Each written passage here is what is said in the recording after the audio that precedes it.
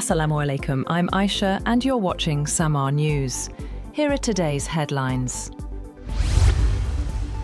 Iran has warned US allies in the region that it will strike American military bases if Washington attacks.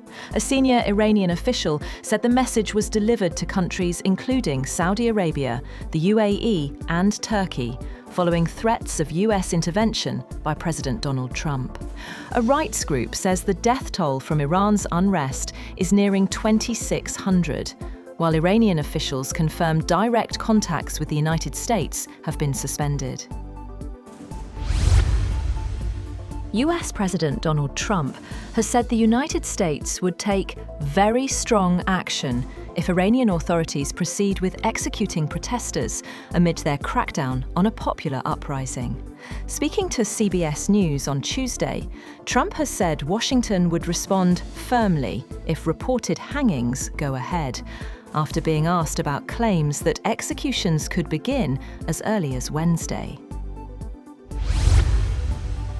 The death toll from unrest in Iran is nearing 2,600, according to a rights group. The report comes as Tehran increases diplomatic outreach to the US allied countries amid warnings of possible US intervention by President Donald Trump. Israeli officials say assessments point to a potential US intervention, though the timing and scope remain unclear.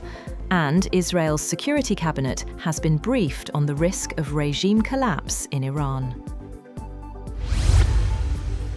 US President Donald Trump urged Iranians to keep protesting, saying help was on the way as Iran intensified its crackdown. In a social media post, Trump said he had cancelled all meetings with Iranian officials until the killing of protesters stops. German Chancellor Friedrich Merz has said that he believes Iran's leadership is in its final days and weeks as protests spread across the country. Protests in Iran have moved from grievances over severe economic conditions to open demands for the removal of the clerical system of rule. Speaking during a visit to India, Merz questioned the legitimacy of the Iranian leadership. Germany continues to hold limited trade relations with Iran. China's government has instructed domestic companies to stop using certain US and Israeli cybersecurity software. Two people briefed on the matter said the move was taken over national security concerns and affects software from around a dozen foreign firms. Among the US companies named are Broadcom-owned VMware, Palo Alto Networks, and Fortinet, while Israel's Checkpoint Software Technologies is also included. Denmark and Greenland will meet US Vice President J.D. Vance at the White House amid controversy over Greenland's future. The talks follow comments by President Donald Trump suggesting US control of the strategically located island.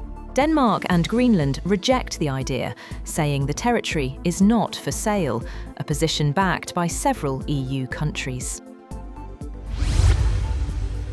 Global attention will turn to US President Donald Trump next week as political and business leaders gather in Davos for the World Economic Forum, debating how to balance his leadership style with the forum's commitment to open markets and multilateral cooperation.